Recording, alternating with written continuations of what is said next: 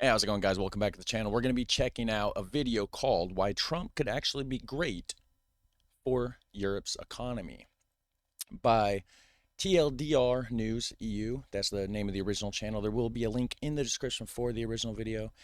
And the economy, that's a big question that's on everybody's mind right now with all these tariffs and stuff, which it's just ridiculous. I mean, it's like as if the prices of food and stuff wasn't bad enough in this country. You know what I mean? This is Europe's economy, though. You know, it might be good for Europe's economy. It's not going to be good for ours, guys. I mean, we got like, I mean, it's getting bad over here with the prices, and the tariffs aren't even fully like hit yet. Like it's getting crazy. But anyways, thanks for watching with me, guys. We're gonna check it out right now. See what it's all about. This video was brought to you by Incogni. On Wednesday, Trump slapped insane tariffs on all of America's major trading partners. Okay, so this video was posted 10 days ago, by the way. So Wednesday, as of like a week and a half ago. Including a 20% flat tariff on the EU. Well, this has caused some understandable anxiety in Brussels. But in certain respects, America's protectionist turn could create some incredible opportunities for the EU. So in this video, we thought we'd explain why, while Trump might cause some pain in the short term, in the long term, this could be genuinely great for the European economy.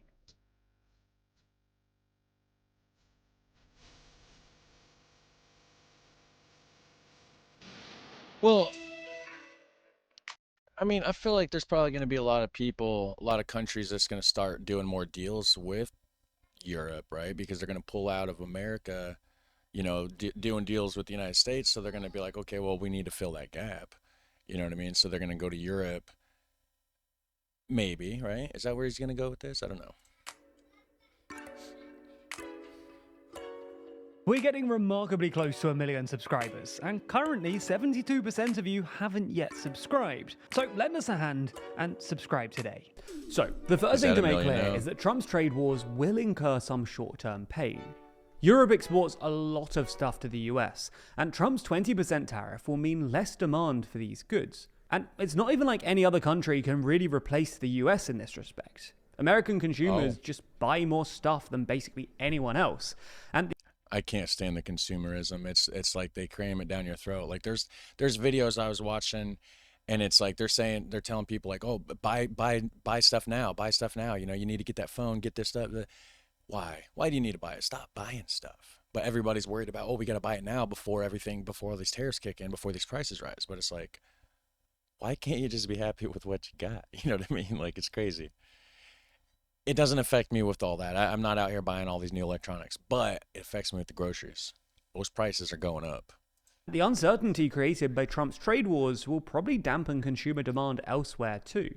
Trump's trade wars will also exacerbate anxieties about Europe's deindustrialization, given that a large fraction of these exports are industry adjacent, and that Trump's 54% tariff on China risks inviting a flood of Chinese exports, as Chinese businesses are now effectively unable to sell to the US market, redirecting their goods to Europe instead, pushing down prices further and putting more strain on their European competitors. However, in the medium to long term, there are reasons to think that Trump could actually be, well, really quite good for the European economy, for at least 5 reasons. The first is that the uncertainty that Trump has created in the US has made America way less investable, and at least some of this money that would have been invested in the US will now shift into the EU. This is largely why, since January, European stocks have massively outperformed American stocks, as investors shift their cash from the US into the EU.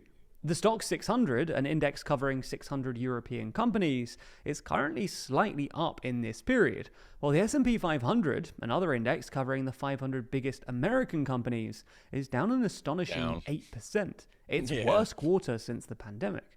This is a marked reversal of a long-running trend, because since really 2009, European stocks have generally underperformed US ones. Another reason that investors might move their money from the US to the EU is the erosion of the rule of law that we've seen under Trump. As well as Trump's rhetorical assault on the judiciary, there have also been some glaring cases of blatant corruption. For instance, crypto entrepreneur Justin Sun was being investigated by the SEC until he bought $75 million of crypto tokens from World Liberty Financial, a crypto venture associated with Trump. And then, well, the SEC suddenly dropped the suit. Now, fretting about rule of law might seem like a I don't know anything about that actually. I've never heard of. I don't know who that guy is, so I can't really chime in on that. soppy liberal indulgence, but upholding the rule of law is actually just good for the economy. And that's because investors will only invest if they know that contracts will be enforced and disputes litigated in good faith. Anyway, the second reason is human capital. In short, America is becoming a less attractive place to live and work, and Yeah. Europe can benefit from this by attracting smart people who would otherwise go to the US and drive up US economic growth. No smart people go to the U.S. Sorry. There's smart people. It's here. We were born here. We don't have a choice. We're just kind of stuck here. But usually people that are smart enough to know you don't want to just go live in the US. It's not like the movies. It's not what they tell you on TV. It's not. The number of Americans moving to Europe was already on the rise before Trump, as was the number of Americans saying they wanted to leave the US, with Gallup polling from the last year finding that a record 21% of Americans wanted to permanently relocate to another country. I would love to, but I got a lot of personal stuff that's holding me back. And can't get into that. People always ask why don't you move over here? But it's just I just got personal life things going on, how it is. But I'm not gonna get into all that right here, But you could add me to the list of people that want to leave. I just can't leave right now.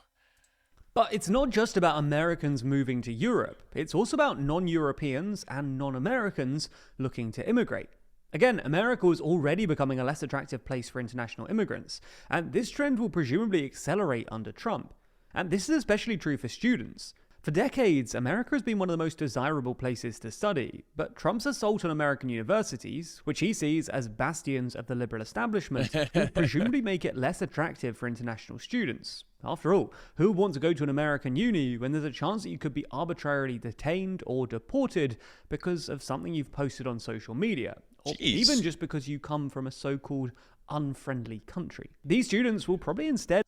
But yeah, this is supposed to be the land of the free. You should be able to have free speech. I don't agree with some of the stuff people are saying, but to deport a person over it, I don't know. ...opt for unis in the EU or UK, giving Europe an upper hand in terms of human capital.